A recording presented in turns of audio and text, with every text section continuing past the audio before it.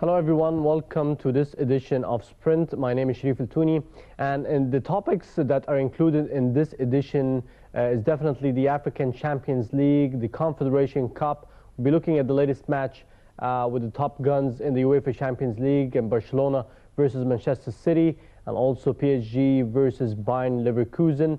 We're also having a look at the latest Egyptian national team match, the friendly match with Bosnia, which ended up in the favor of Egypt 2-0, and we'll be having, as usual, the tennis update. Let's now move to a short break and we're returning back for more.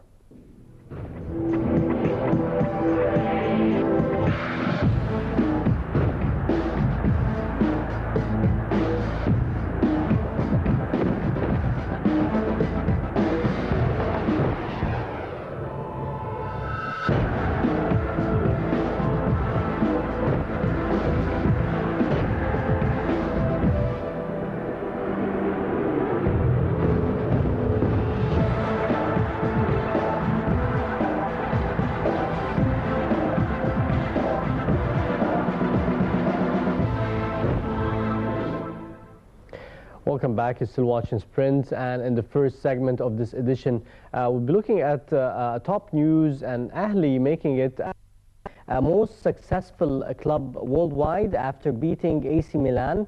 That was a great achievement by Ahli, where they're going to be celebrating this important achievement on the 26th of March. Ahli has won this achievement after securing 19 international titles, and this is like one ahead from AC Milan, who secured only 18. And definitely this came after Ahli's victory in the African Super Cup, securing this title. So a significant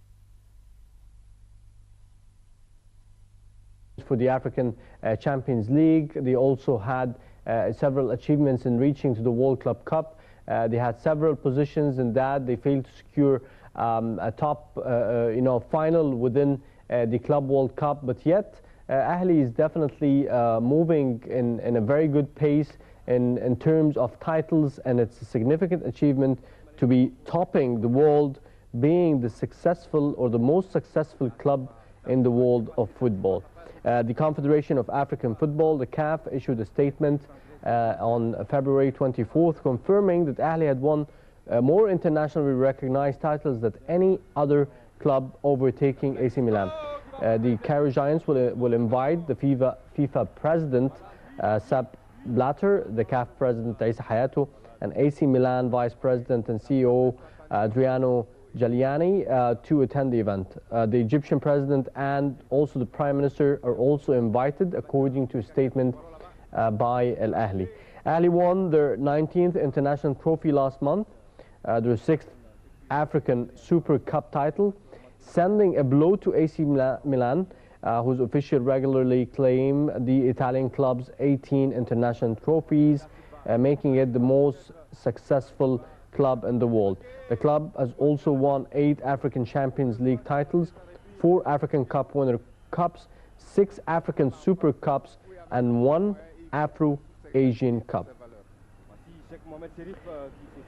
This from one news. The other news is also for the local level, includes that the Interior Ministry responded to, and which was a swift and quick response to Ultras' demands for private firms to secure Egyptian football matches rather than having police forces within the stadiums. The Interior Ministry will not be responsible for securing the Egyptian football matches from new season. In a joint statement on Monday, the hardcore fans of the Egyptian clubs announced they would protest outside their clubs to demand security forces are banned from stadiums. To be speaking more about Ahli and also to have a tennis update, we're joined with the sports and tennis expert Islam Sanhouri. Good evening, Islam. Good evening, Sharif. How are you? I hope you are well, and all our spectators. Thank you very much for joining us, Islam. At the beginning, before we get from you a tennis update about Indian Wells, I'd like to ask you about the latest news regarding Al Ahli making it to be the most successful club worldwide after beating AC Milan by one more title than the 18 that the AC Milan secured, being the top of the world. So how would you comment on that? I think we are very lucky with the Al-Ahli team, especially this super match, because the team was not in a very good shape. A lot of injuries, a lot of good players left the game already. They retired, so we were really happy and lucky that Al-Ahli won the African Super, to get this advantage over AC Milan. So Al-Ahli always deserved that, and I have a say, not only me, maybe so many people here in this beloved country, for a lot of us, that we love Al-Ahli, and Al-Ahli is the one who's giving us the joke, who give us happiness, give us so many things. So thanks for Al-Ahli, thanks for the administration of Al-Ahli, thanks for the players, and thanks for our great country, Egypt, that we have some team like Al-Ahli. We deserve definitely to celebrate such a big event all over the world. And I can remind you, Sharif, when Al-Ahli became the best team for the last century in Africa, as well as this time was not AC Milan, it was Real Madrid. And they played a good match where Al-Ahli beat Real Madrid 1-0. It was really happiness, another happiness. Though yes. At that time, I think Zinedine Zidane and Raoul, a lot of super players, Luis Figo. So Al-Ahli is always Al-Ahli, and we are happy that we have Al-Ahli here in Egypt. Yes, definitely, it's a great achievement. I'd like to ask you also about the statement that was released by the Interior Ministry, that they announced that they're not going to be securing stadiums from the next season. So they're going to pull out, and they're responding to the Ultras' demands that they want private firms to be securing the stadiums rather than have the police force, which was a suggestion by a lot of experts to avoid the collision and the confrontation between the hardcore fans and the police force. It would be wiser to have a private firm in order to place order in such stadiums. So how do you feel about this statement, and how do you feel about this response? My point of view, this is a nervous statement, because we need security, and our Interior Affairs Ministry, they did it actually all over the time, and definitely if you'd like to have a private sector for such a game like football, maybe in some other games, maybe in one event every month, but a lot of matches without the forces of our police, it will be rather difficult and very costly as well. And we cannot bear both. We have our confidence in our policemen, and they are our families. Not a single family will not have a policeman, one of them. So why this hatredness, and who did that? I don't know. I hope Rabbina Yahdina wa Yahdihum, and everybody will know what's his real role. And for Al-Ultras, they are our young generation, which we need them to go more for productivity. I think they need a piece of advice maybe, and they have energy, they have good thinking, so I hope they can put all their energy and their power to make more production, to increase the national income, to level up our country, which suffered now for a while for low production and so many troubles. We hope, inshallah, we'll come to an end with it. Yes, let's hope for that. Now, let's move to your expertise and a little bit of a tennis update. Looking at Indian Wells, the Serbian and the two titles for the Indian Wells, the Serbian Djokovic continuing the fourth round, and also Lina, while Sharapova and Rafael Nadal toppled off the competition. So how would you see these results so far?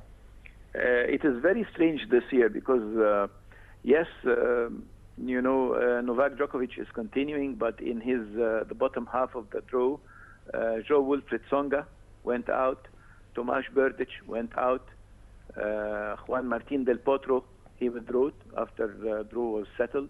So it's very strange. Most of the top players, even in the bottom half, they went out.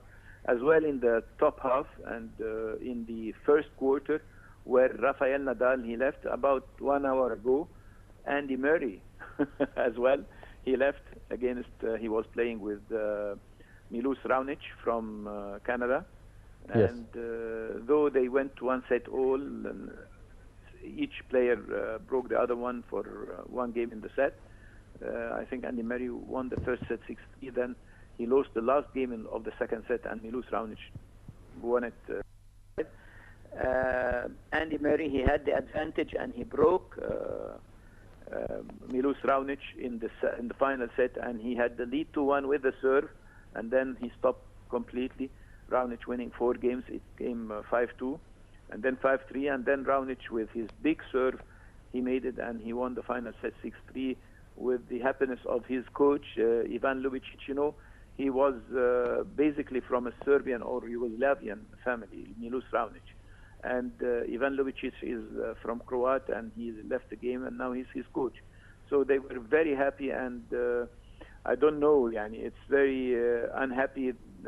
Maybe half an hour later, Stanislas Wawrinka is going to play, as well as the followed match will be Tommy Haas, 2 veterans actually of the game. Tommy Haas going to turn 36, and Federer is going to be 33. So the total of this match is really 69, actually, both of them. So in the quarterfinal, it will be Alexander Dolgopolov, who eliminated Rafael Nadal, will play with Milus Raonic. And then, most probably, if Wawrinka can make it to the quarter, as well as Roger Federer, they are going to play an early final in the quarter between the 2 Swiss, and they are joining together, because today as well, after finishing the 2 single matches, they are joining together to play in the 3rd round of the doubles.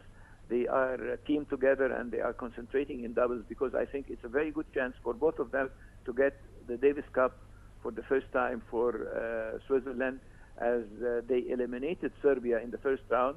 Both of them, they didn't even play the last day because it was 3-love in score, as well the loss of Spain in the 1st round. So they are going to play the quarter with Uzbekistan, and I think Switzerland, with the high performance of, he got an amazing result as well with Andrea Seppi. He beat Andrea Seppi 6-love, 6-2. It's a big result. Andrea Seppi is not an easy player, but Wawrinka is in best form. By coincidence, both of them, they have a Swedish coach, Magnus Norman for Stanislas Wawrinka, and the gentleman Stefan Edberg for Roger Federer. Yes. Islam, if I ask you about the other side, the ladies' competition, and Sharapova's out from Indian Wells, and Lena continuing, what is your expectation, and how are you seeing the results for the ladies' competition at Indian Wells? I think Lena, she got a very good chance to continue till the final, maybe. Agnieszka Radwanska, she's doing well, but she had a big loss against Dominika Cibulkova in the semis of the Australian Open. A big gun coming and improving day after day, that she deserves to be one of the top players, Simona Halep. Simona Halep, she beat Eugenie Bouchard. Eugenie Bouchard, the youngster of Canada. She's right